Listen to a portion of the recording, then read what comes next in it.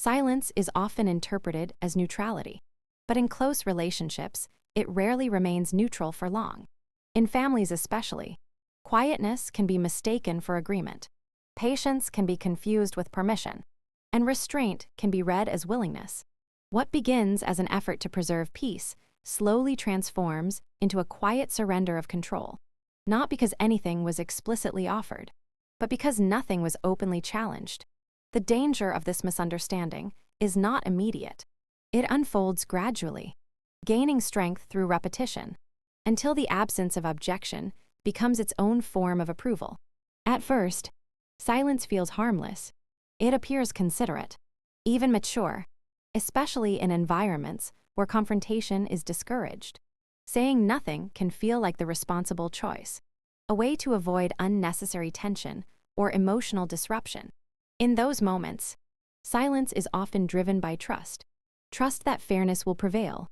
Trust that contributions will be recognized without announcement. Trust that intentions are understood even when they are not spoken aloud. Yet silence has a way of reshaping meaning once it is observed by others. When no correction arrives, assumptions settle in its place. Over time, the lack of response becomes part of the narrative. Decisions begin to move forward without confirmation. Actions are taken with the confidence that no resistance exists. Others grow comfortable operating within that space, believing that if something were wrong, it would have been said already. Silence, repeated often enough, becomes indistinguishable from consent. What was once restraint is reinterpreted as agreement, and what was once patience is absorbed as expectation. The shift is rarely dramatic. It does not announce itself with conflict or obvious overreach. Instead, it shows up in subtle ways: a decision made without consultation, a resource assumed to be available, a role quietly reassigned. Each instance feels small enough to overlook, especially when challenging it would require disrupting a moment that seems already resolved. The discomfort of speaking up can feel disproportionate to the situation at hand, encouraging continued restraint. With every unchallenged assumption, the pattern deepens. What makes this dynamic particularly damaging is how it relocates responsibility. The burden moves from the person acting without permission to the person who did not object. Silence is treated as a failure to clarify rather than a deliberate choice to wait. The expectation shifts. If boundaries were important, they should have been stated sooner. In this way, accountability is subtly reversed. The person who remained quiet is now framed as complicit, while the one who acted gains legitimacy through momentum rather than authorization. Eventually, silence stops feeling like a choice and begins to feel like confinement. Speaking up becomes harder, not easier, because the assumptions built during that quiet period now appear settled. Correcting them feels like rewriting history rather than asserting a present boundary. The longer silence lasts, the more disruptive truth appears when it finally surfaces. What could have been a simple clarification earlier now feels like a challenge to the structure that has formed around it. There is also an emotional cost. Remaining silent requires constant internal negotiation, deciding when to intervene, when to wait, and how much discomfort is acceptable to maintain harmony. This ongoing self-monitoring erodes clarity and breeds resentment, not because others intended harm, but because unspoken boundaries were crossed repeatedly without recognition. Silence becomes exhausting, not because nothing is said, but because so much is carried alone. When silence is mistaken for consent, relationships are reshaped without mutual agreement. Power shifts quietly, roles are reassigned informally, and expectations harden without discussion. The eventual realization is not that silence caused the harm, but that it allowed misinterpretation to grow unchecked. Consent was never given, yet it was assumed all the same. And once that assumption takes hold, reclaiming truth requires not volume or anger, but the difficult act of naming what silence was never meant to say. Financial independence often begins as a personal achievement, built through discipline, intention, and a desire for stability. It is usually quiet work, marked by consistent choices rather than visible milestones. In a family setting, however, that independence can slowly take on a different meaning. What starts as self-sufficiency becomes reliability in the eyes of others. And reliability, when observed long enough, can quietly transform into expectation. Without a clear moment of transition, financial independence stops being viewed as personal ownership and starts being treated as shared availability. At first, the shift feels almost flattering. Being seen as capable brings trust, and trust brings responsibility. Family members begin to rely on the presence of stability, not because it was offered explicitly, but because it seems natural. When emergencies arise or plans feel uncertain, attention turns toward the person who appears prepared. The assumption is subtle. If someone can handle it, they will. Over time, that belief becomes embedded in how decisions are discussed, even when no one says it outright. What makes this dynamic difficult to recognize is how rarely it is spoken aloud. No one announces that financial independence has become a collective resource. Instead, it shows up in tone and timing. Plans are made with quiet confidence that support exists somewhere in the background. Discussions move forward more easily when the outcome seems secure. Questions about affordability fade, replaced by an unspoken belief that stability will absorb the impact. The person who built that stability is not always consulted, because their role is assumed rather than defined. The language surrounding independence also changes. It stops being framed as something earned through effort and starts being described as a trait, almost a permanent state of being. Phrases like, "She's good with money," or "she can handle it," take on weight beyond observation. They become justification. Independence is no longer seen as a result of careful management, but as a condition that can be relied upon indefinitely. In that reframing, ownership fades. What belongs to one person becomes part of the family's imagined safety net. This assumption carries a quiet imbalance. The individual remains fully responsible for maintaining their financial health, yet gradually loses authority over how it is perceived or referenced. Their discipline becomes invisible because its outcomes are taken for granted. There is little recognition of the restraint required to sustain independence, only appreciation for the comfort it provides others. When support is offered once, it is remembered as a pattern. When it is withheld later, it is noticed as a disruption. Over time, financial independence begins to feel less like freedom and more like obligation. Decisions that once served personal goals are weighed against potential family reactions. Boundaries blur as requests feel increasingly difficult to refuse without appearing unkind or selfish. The absence of explicit agreement makes it harder to push back, because the expectation was never openly stated. It simply existed, reinforced through repetition and convenience. The most damaging aspect of this shift is how easily it rewrites intent. What was built to ensure autonomy becomes interpreted as a resource meant to be shared. Independence is no longer respected as a boundary, but treated as capacity. The distinction matters, yet it is often overlooked. Capacity invites use. Boundaries require acknowledgement. When the two are confused, independence loses its protective power. Eventually, the person at the center of this assumption is forced to confront a difficult truth. Financial independence does not automatically protect against entitlement, especially in environments where harmony is valued over clarity. Without deliberate communication, independence can be absorbed into the family structure as a silent guarantee. What was meant to create security for one becomes a source of quiet strain. Until the assumption is named and ownership is reclaimed, authority does not always arrive through formal permission or explicit agreement. In many families, it grows quietly, shaped by habit, convenience, and repetition rather than clear consent. When someone begins to speak confidently, explain decisions smoothly, and position themselves as the organizer or problem solver, their voice can gradually take on weight. Over time, that voice may be treated as authoritative, even when it is not backed by ownership, responsibility, or accountability. The rise is subtle, almost invisible, because it feels useful before it feels inappropriate. At first, this kind of authority seems practical. Someone takes initiative, fills gaps, and reduces uncertainty. Others welcome the relief that comes from not having to question or verify details. Confidence is mistaken for competence, and decisiveness is equated with legitimacy. In families that value calm and efficiency, the person who simplifies conversations often becomes the one people defer to. There is little incentive to challenge this dynamic when it appears to keep things running smoothly. The problem emerges when authority begins to operate beyond its rightful scope. Decisions are no longer suggestions, but conclusions. Plans are presented as settled rather than open for discussion. Resources are referenced as if access were guaranteed, even when ownership belongs elsewhere. Because this authority developed gradually, it is rarely questioned.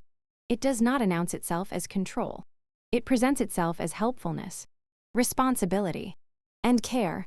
That framing makes resistance feel unnecessary or even disruptive. What allows this authority to grow without ownership is silence from those who do hold responsibility. When the true owner does not intervene, clarify, or correct the narrative, others assume alignment. Each unchallenged action strengthens the illusion that authority and ownership are aligned. Over time, the distinction between who decides and who provides becomes blurred. The person speaking gains visibility and credit, while the person enabling the outcome fades into the background. This dynamic is reinforced through repetition. Praise follows the visible actor. Gratitude is directed toward the one who communicates the plan, not the one who sustains it. The authority figure becomes associated with solutions, even when those solutions rely on resources or effort they do not control. The imbalance grows not because of deliberate manipulation, but because no one interrupts the pattern. Authority feeds on continuity, and silence provides it. As this structure solidifies, it becomes harder to challenge. Questioning authority now feels like challenging stability itself. Others may react with confusion or defensiveness, unable to separate the comfort of familiarity from the legitimacy of control. The person who finally speaks up risks being perceived as difficult or obstructive, despite merely asserting ownership. The authority that once felt benign now resists correction because it has become embedded in how the family operates. There is also a psychological cost to this arrangement. The person without ownership carries responsibility without recognition, while the person without accountability enjoys influence without consequence. This imbalance distorts relationships, replacing mutual respect with convenience-based hierarchy. Over time, resentment builds quietly, not because authority exists, but because it exists without alignment to responsibility. The quiet rise of authority without ownership reveals how easily power can shift when clarity is absent. Authority does not always need permission to grow. It only needs repetition, confidence, and the absence of correction. When ownership is not clearly stated and defended, it can be overshadowed by whoever speaks first and loudest. Restoring balance requires more than reclaiming resources. It requires reestablishing the link between authority and accountability, ensuring that the right to decide is grounded in the responsibility to bear the consequences. Confidence has a way of filling space before it is tested. When it is supported by repetition and unchallenged authority, it can appear unshakable, even when it rests on fragile ground. For a long time, confidence can substitute for verification, allowing assumptions to stand in for facts. But there comes a moment when circumstances demand alignment between what is claimed and what actually exists. When that moment arrives, confidence no longer protects the narrative. Exposure takes its place. The shift is often quiet at first. There is no dramatic confrontation or raised voice, just a pause where certainty used to be. Something does not work as expected. A process stalls. An outcome fails to materialize. In that small interruption, the illusion begins to crack. Confidence depends on momentum, and when momentum stops, the space left behind becomes impossible to ignore. What once sounded assured now feels rehearsed, and explanations that once calmed the room begin to feel thin. Exposure does not argue. It does not accuse or escalate. It simply reveals. Numbers fail to align. Access proves limited. Authority that relied on assumption meets reality and cannot move past it. In that moment, Confidence loses its power because it no longer controls the conditions. The truth stands on its own, not as a statement, but as a fact that cannot be reframed. No amount of reassurance can override what is plainly visible. What makes this moment decisive is that it unfolds in real time, in front of those who had previously accepted confidence as sufficient. There is no private space to manage the story or smooth over inconsistencies. The gap between representation and reality becomes shared knowledge. Trust, which once flowed easily, pauses as people reassess what they thought they understood. The authority that once felt steady now appears uncertain, not because it was challenged, but because it failed to deliver. The instinctive response is often deflection. Explanations are offered that frame the exposure as temporary or external, something technical or accidental. But the tone has changed. Certainty has been replaced by urgency. The calm assurance that once guided decisions gives way to justification. Others sense the difference immediately, even if they cannot yet articulate it. Confidence that depends on control cannot survive when control is revealed to be an illusion. This moment also reshapes the position of those who remained silent. What was once interpreted as passivity now appears deliberate. Silence becomes context rather than absence. Observers begin to question why some voices were louder than others, and why authority had been assumed rather than verified. The exposure does not elevate anyone intentionally, but it redistributes credibility. Attention shifts toward facts rather than performance, toward ownership rather than appearance. The impact extends beyond the immediate failure. Once exposure replaces confidence, the structure that relied on assumption begins to weaken. Decisions slow down. Questions emerge where there were none before. Verification replaces reassurance, even if no one says it aloud. The room understands that something fundamental has changed.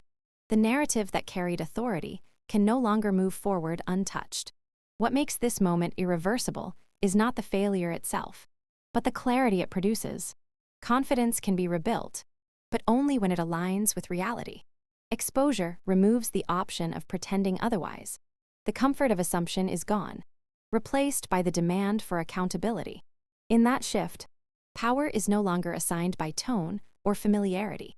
It is grounded in what can be demonstrated, supported, and owned.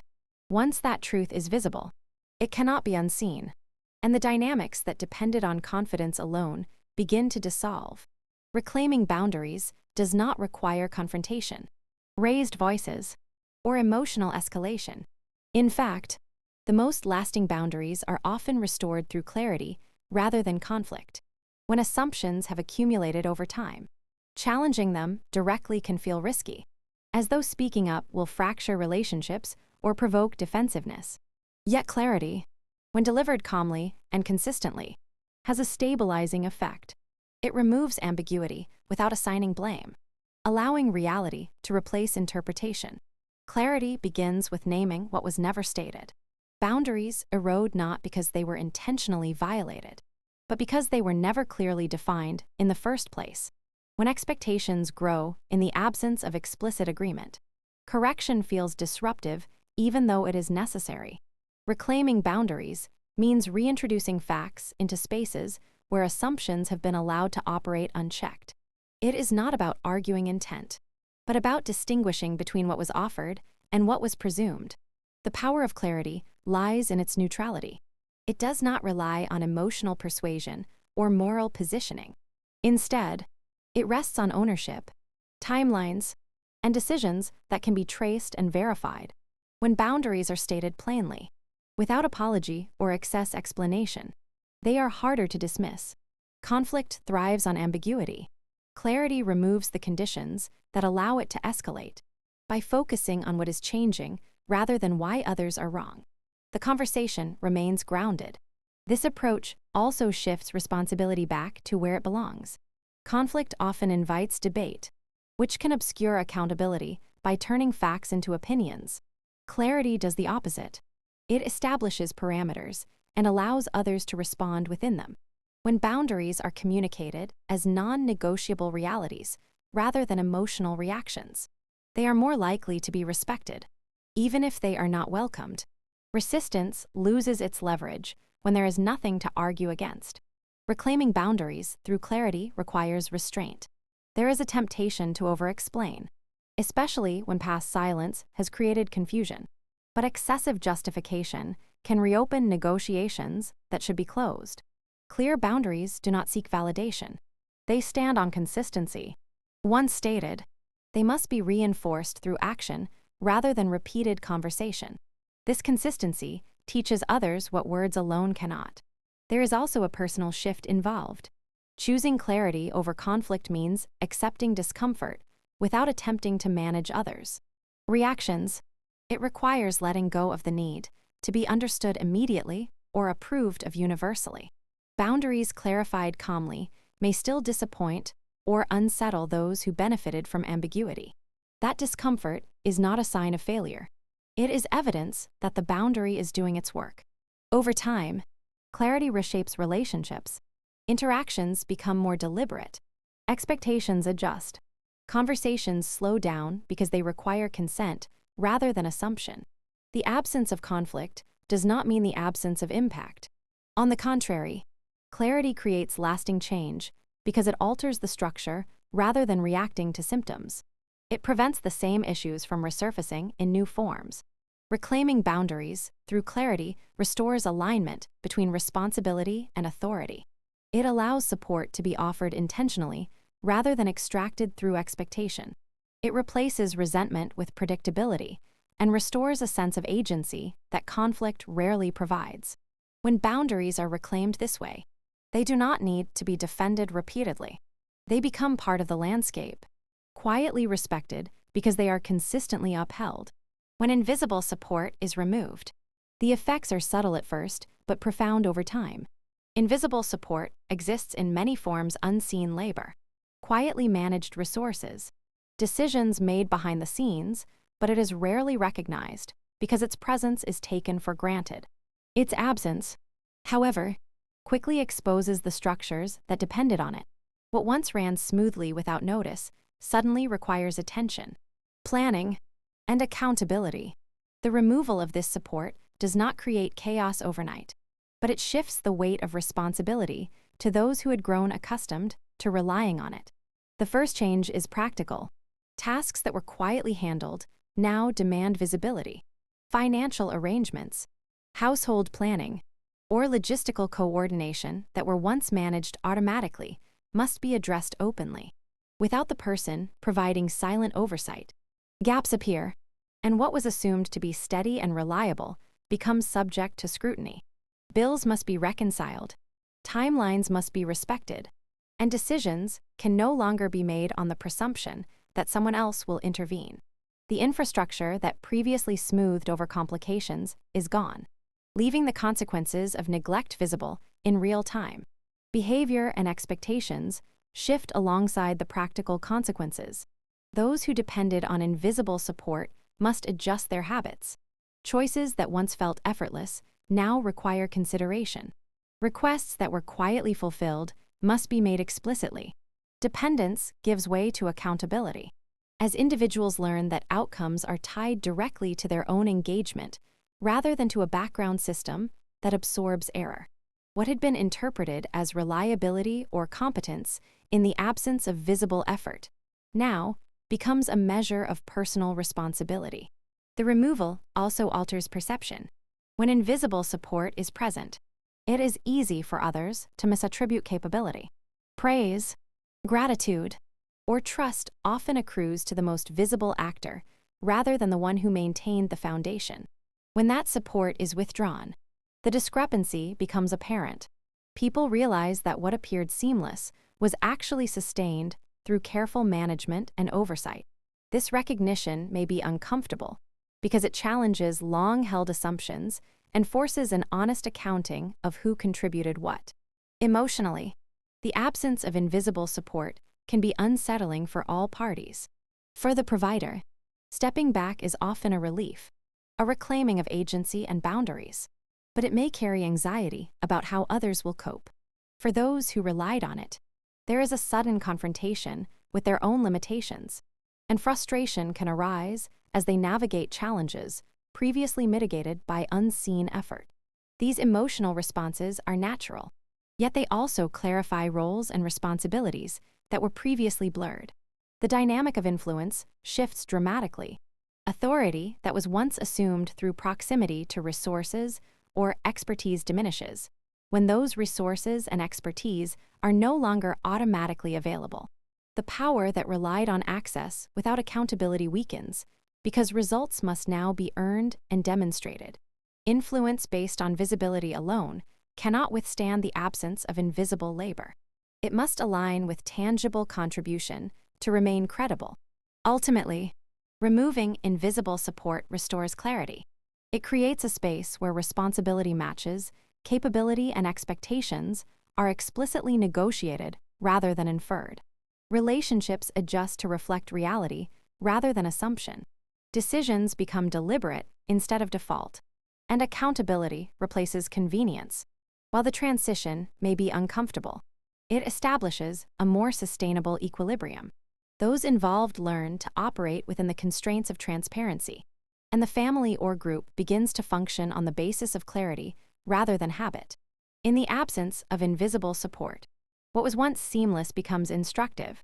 Patterns of dependency are revealed, contributions are properly acknowledged, and boundaries regain their significance. The removal does not create conflict by design. It exposes the imbalance that previously went unexamined. In doing so, it provides an opportunity for everyone to engage with reality more honestly, to adapt to their true responsibilities, and to establish relationships grounded in recognition, respect, and mutual accountability rather than assumption.